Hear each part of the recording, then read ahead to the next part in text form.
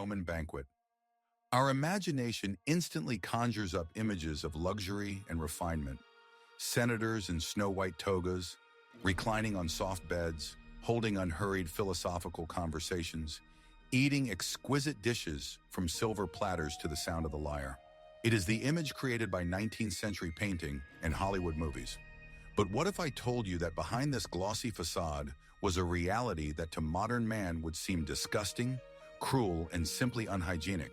What if, in fact, these feasts were not so much a feast of taste as a theater of vanity, an arena for the display of power and humiliation, and a place where gluttony reached unthinkable limits? Imagine a world without forks, where greasy hands wiped at the hair of slaves. A world where the main sauce was a product of rotting fish entrails. A world where the entertainment between meals could be real, gladiatorial fights to the death right in the dining room. We will look behind the scenes of these legendary feasts and see what is not usually talked about in parade historical sketches. We will understand why the famous vomitorium is a myth, but the reality was even worse. What dishes would make even the most daring gourmet shudder? And how did social hierarchy turn dinner into an elaborate torture for those unlucky enough to be born noble? Are you ready to find out what really happened at Roman banquets when wine flowed and the boundaries of propriety were blurred? Stay with us to the end, and you will understand why these feasts were not a celebration of life, but rather its underside.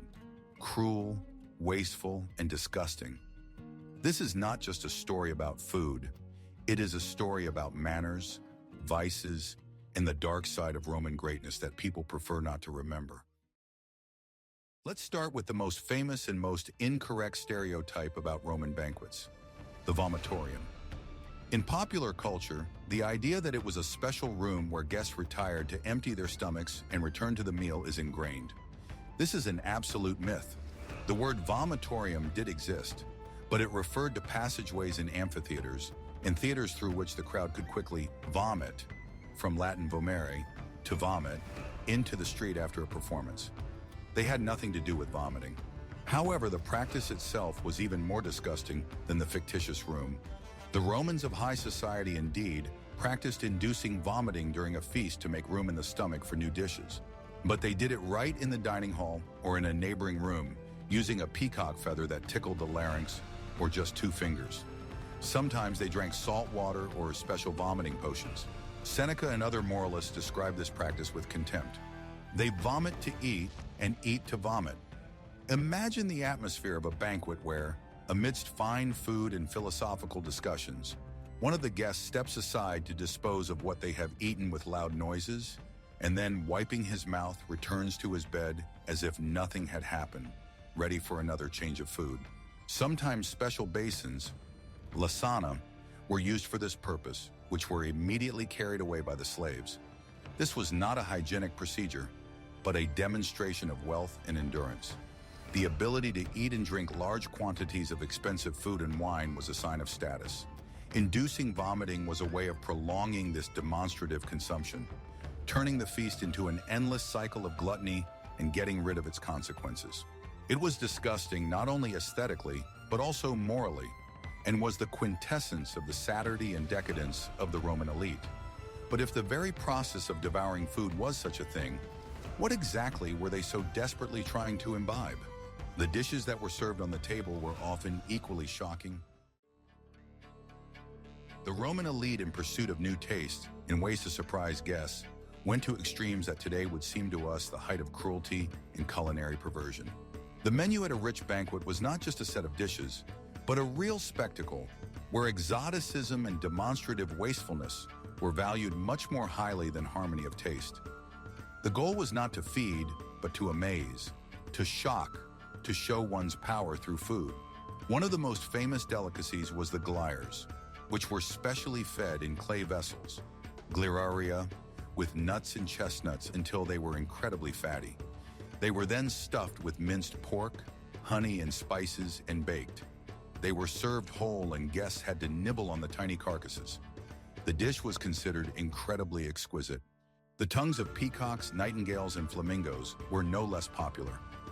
Imagine a dish that required the killing of hundreds of songbirds to produce just a handful of tiny tongues, which were then served as a pâté or stew. It was not so much the flavor that was prized as the incredible cost and rarity of such a dish. The brains of peacocks and ostriches were also considered a delicacy. Cruelty was an integral part of the culinary show. Sometimes a whole roasted pig was served, with live thrushes flying out of its belly to the delight of the guests. There were recipes where fish or poultry was cooked in a double method. One half of the carcass was boiled and the other half was roasted, which was achieved through complex manipulations. This was a demonstration of the cook's supreme skill and complete indifference to the animal itself. The height of cynicism were dishes like the Trojan pig, named so by analogy with the Trojan horse, stuffed not with apples, but with live sausages and other types of sausages symbolizing warriors. Or deceptive dishes, where the cook created a complete illusion of other products from some products, such as fish made of pork or eggs made of dough and colored yolk. It was all part of a game, a theater where food lost its original essence, becoming a tool to demonstrate status and satiety. But even the most exotic and cruel Roman cuisine was unthinkable without one overpowering ingredient, the smell of which today would make us flee without a trace. No account of Roman cuisine would be complete without mentioning garum, a fermented fish sauce that was to the Romans what salt, pepper, and ketchup combined are to us today. This sauce was added to almost all dishes, from appetizers and meat stews to vegetables and even desserts. But its origin and flavor were, to put it mildly, specific and, to the modern nose, absolutely disgusting. Garum was made from small fish, anchovies, sardines, and fish entrails, including blood and gills. The whole mass was covered with plenty of salt and left in the sun in large vats to ferment for several weeks or even months. Under the action of the sun and enzymes, the fish literally decomposed into a liquid, pungent, salty substance. This liquid was then strained. The purest top layer was called garum, while the thicker paste left at the bottom was called alec. Imagine the odor that lingered in these industries, usually located outside the city limits. It was the unbearable stench of rotting fish that spread for kilometers around. Pliny the Elder called garum a luxurious liquid, but even he recognized that its aroma was very peculiar. Nevertheless, this sauce was incredibly highly valued, especially its best varieties from Spain or Pompeii, and was worth a lot of money. The Romans believed that garum improved the flavor of any dish, giving it spice and depth, what we call today umami. They poured it on meat, mixed it with wine and honey, and dressed salads. There were even recipes where garum was added to sweet dishes, for example, by mixing it with pears. It was a universal flavor enhancer, without which Roman cuisine was unthinkable. The repulsiveness of garum to us lies not only in its odor and method of production, but also in its pervasive nature. Imagine a banquet hall where the air is saturated not with the aromas of roasted meat and spices, but with a pungent, salty, fishy odor. This odor came from most of the food on the table. It was absorbed into clothes and hair. For the Romans, it was a familiar and even appetizing aroma. For us, it is a challenge to our sense of smell. But the stench of garum was not the only unpleasant aspect of a Roman feast. The social atmosphere at the banquet could be no less toxic than the fish sauce.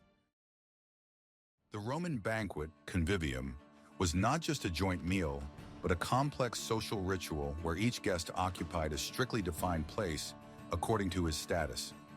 This hierarchy was manifested in everything, but in the most cruel and humiliating way. In the food and drinks served to different guests.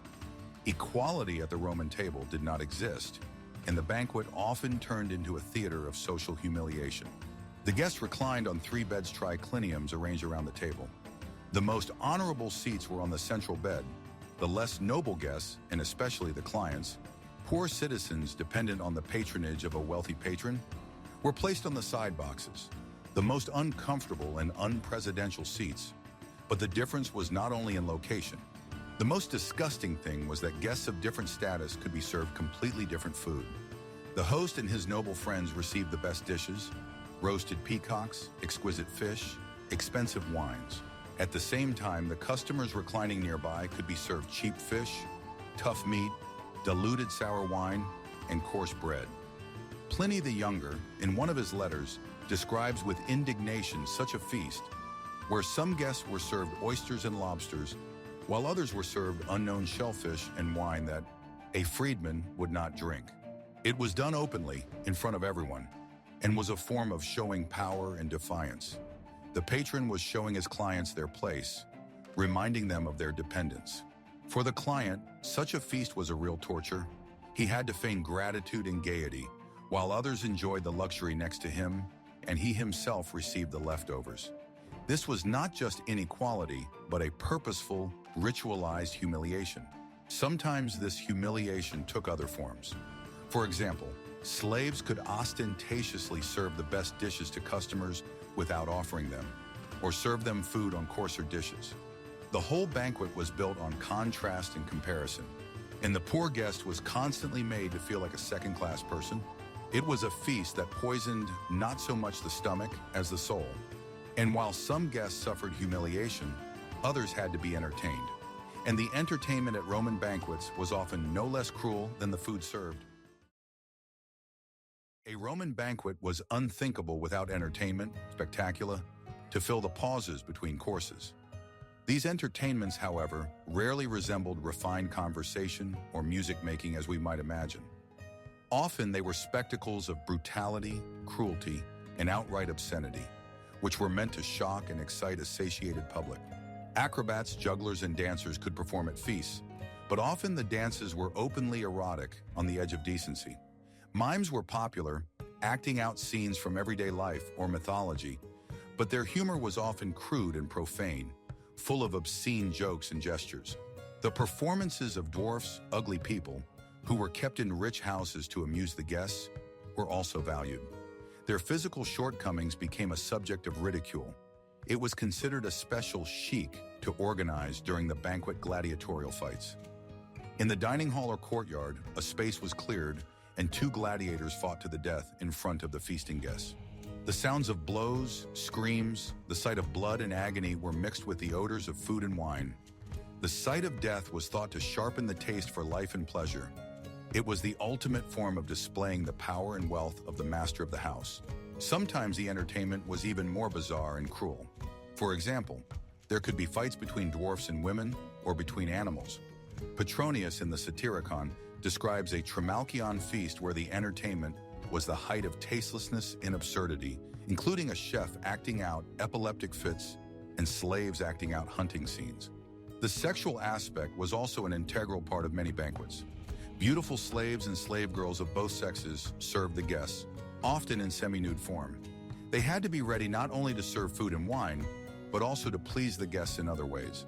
Flirtation, explicit innuendo, and sometimes more explicit acts could take place right during the feast. The boundaries between entertainment, service, and sexual exploitation were very blurred. But the chaos was not only in the entertainment program, it was also manifested in the most basic things. In the way people ate, in the complete lack of what we today call hygiene. To a modern person accustomed to cutlery, napkins, and etiquette, the hygienic conditions at a Roman banquet would seem absolutely shocking. Despite all their love of baths and cleanliness of the body, at the table the Romans behaved in a way that can be called only one word: disgusting. Lack of basic hygiene was the norm even at the most luxurious feasts. The main thing to remember is that the Romans ate with their hands. Forks did not exist in our understanding. Only spoons for liquid dishes and knives for cutting meat were used. Most of the dishes, pieces of meat, fish, vegetables, fruits, guests took directly from the common dish with their fingers and sent them into their mouths. Imagine several people reclining around one table and putting their hands into a common plate of food. After each such run, my hands naturally became greasy and sticky from the sauces. Where to wipe them off? There were napkins, mapai, but they were more often used to carry away leftovers. There were other, more exotic ways of wiping hands while eating. For example, guests could be served bowls of scented water to wash their fingers. But there was another more shocking custom. Wealthy hosts would provide for wiping hands. The hair of young boy slaves, who would stand next to the beds for this purpose. All that was inedible, bones, shells from shellfish, bones from fruit, chewed up leftovers, The guests shamelessly threw it directly on the floor, under their beds. By the end of the feast, the floor of the triclinium, dining hall, was strewn with mountains of garbage and scraps. It was considered bad luck to sweep during the feast, so cleaning was done only after the guests had left. Sometimes the floors were specially decorated with mosaics depicting leftovers, creating an ironic effect. They also spit and blew their nose directly on the floor. Personal hygiene during the meal was a very conventional concept.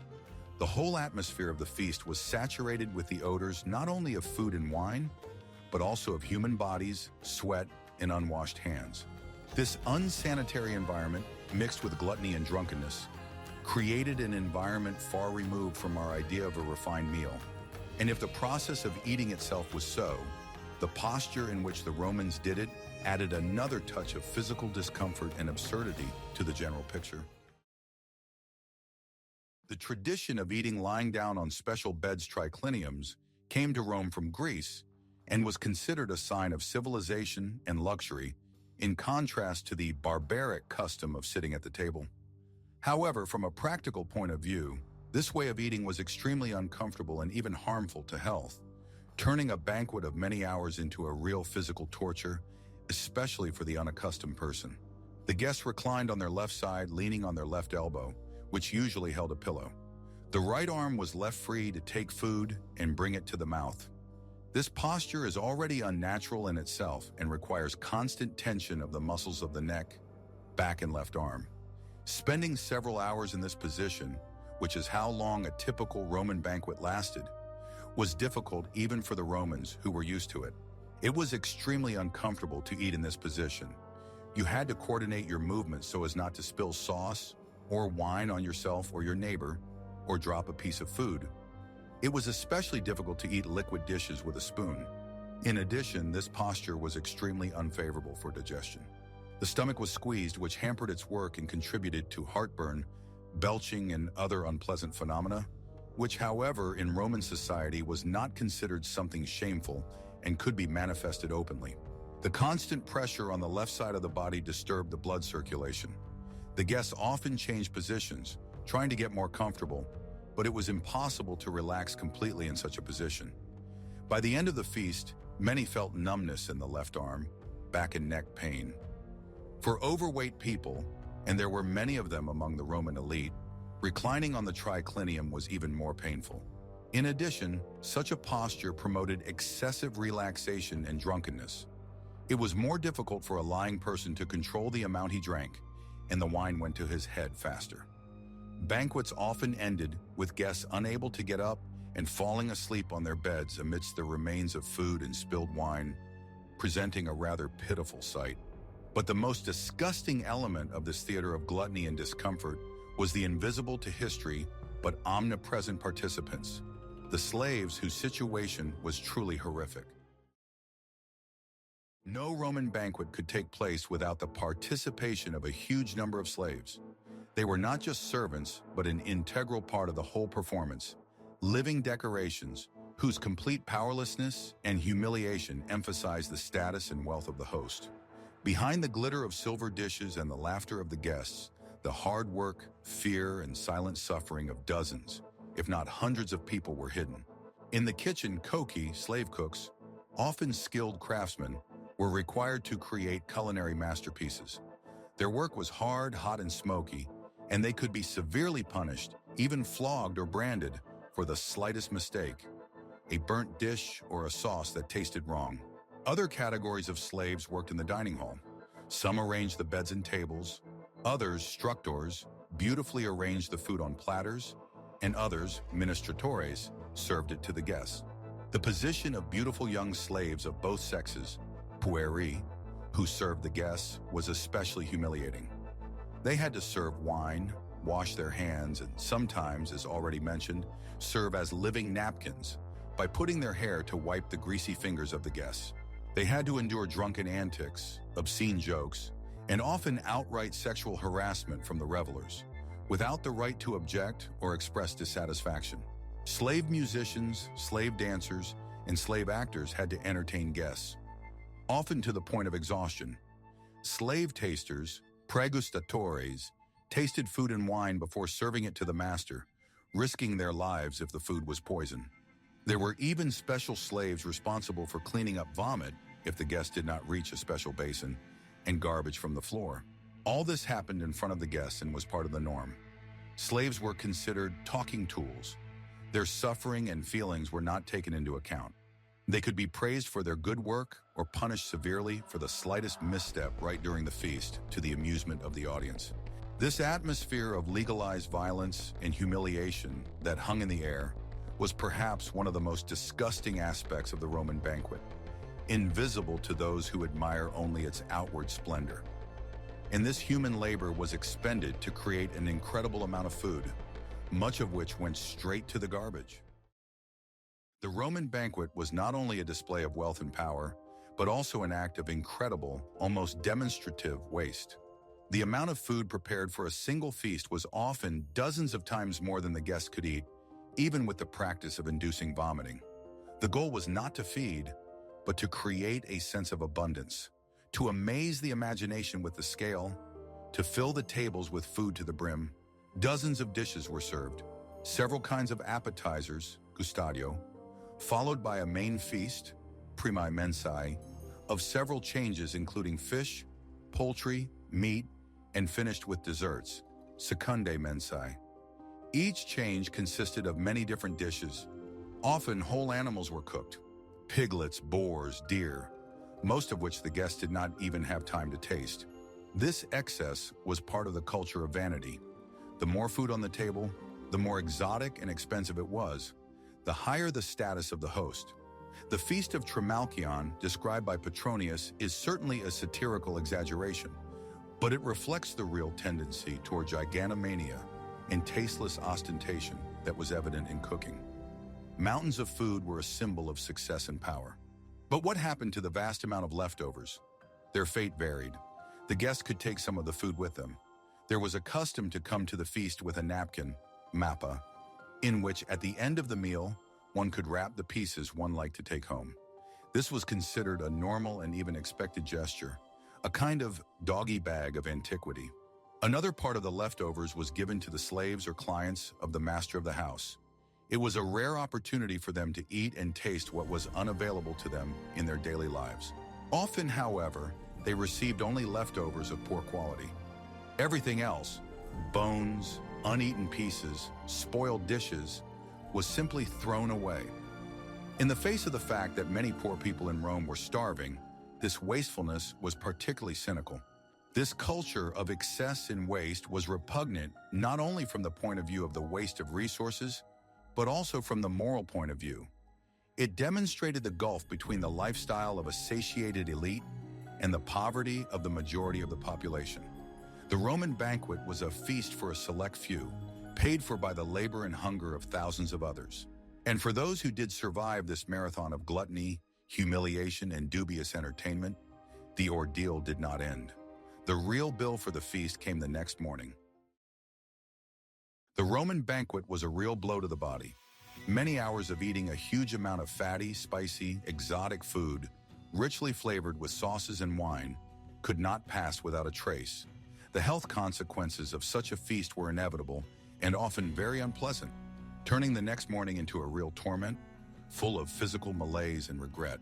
The main consequence was, of course, indigestion. The combination of incompatible foods, the abundance of fats, spices, the practice of inducing vomiting, all this disturbed the normal functioning of the digestive system. Heartburn, abdominal pain, flatulence, and diarrhea were common companions of the next day's revelers. Roman doctors and writers left many tips and recipes on how to cope with the consequences of overeating, which in itself testifies to the massiveness of the problem. A feeling of heaviness and aversion to food followed the gourmand all the next day. A hangover from excessive wine drinking was also a serious problem. Although the Romans diluted wine with water, they drank a lot of it at banquets, often to the point of intoxication. Headache, nausea, weakness, all the symptoms of a heavy hangover were familiar to the participants in the feast. Pliny the Elder recommended such exotic things as raw owl's eggs or lamb's lungs as remedies for hangovers, which shows the desperation of the search for a cure. More often than not, however, one simply had to lie down, canceling all business. Another disgusting, though less noticeable consequence, was a real dental disaster.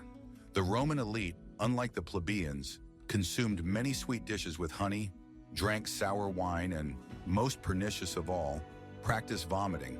Stomach acid, regularly entering the oral cavity, ruthlessly eroded tooth enamel. This led to massive tooth decay, tooth loss, and chronic inflammation of the gums. The smile of a rich Roman who had survived dozens of feasts was often a sad spectacle of blackened, chipped, or missing teeth, and bad breath was a constant companion of such gourmets. In the long run, this lifestyle led to the development of chronic diseases. Gout, called the disease of kings and the king of diseases, was widespread among the Roman aristocracy. It is caused by the deposition of uric acid salts in the joints due to excessive consumption of meat, offal, and alcohol. Obesity, liver, and heart disease were also frequent companions of those who enjoyed lavish feasts, turning once athletic bodies into loose and sickly ones. In addition, as already mentioned, there was a risk of food poisoning due to not always fresh food or poor hygiene in its preparation. In a hot climate without refrigerators, food spoiled quickly, and poisoning at a banquet, especially from exotic seafood, was not such a rare thing that could even end in death. Thus, the Roman banquet was not only a social, but also a medical ordeal. For a few hours of pleasure, often dubious, one had to pay for a whole day or even several days of physical suffering. This culture of gluttony, taken to the extreme, slowly but surely eroded the health of the Roman elite, being another, perhaps the most disgusting aspect of this celebration of life. So, behind the gilded facade of the Roman banquet was a world full of contradictions, cruelty, and details disgusting to modern man. It was not a refined gourmet feast, but rather a crude and noisy theater of power where food was just one of the tools for demonstrating status, humiliating the dependent and satisfying the basest instincts. Gluttony to the point of vomiting, cruel entertainment, unthinkable dishes, unsanitation, and social inequality. This is the true face of the Roman convivium. In studying these dark sides of Roman feasts, we see not just culinary oddities, but a reflection of the mores of an entire society. A society that had built a great civilization, but had not rid itself of cruelty, vanity, and disregard for human life and dignity. The banquet was a mirror in which the Roman elite saw its power, but we today see in it rather its vices and decay. Perhaps that is why the humble meal of a simple plebeian, consisting of porridge and vegetables, but shared with a friend or neighbor, was humanly much more valuable and healthy than all the peacock tongues and stuffed sunnies on the emperor's table. The story of Roman banquets is a cautionary tale of how excess and satiety can lead to the loss of not only taste, but also humanity. If you were interested in this dive into the shocking reality of ancient gastronomy, and you want to learn more about the hidden and unexpected sides of life in ancient Rome, put a like and be sure to subscribe to our channel. There are many more debunkings of historical myths and stories of how the world really was, not how we imagine it to be.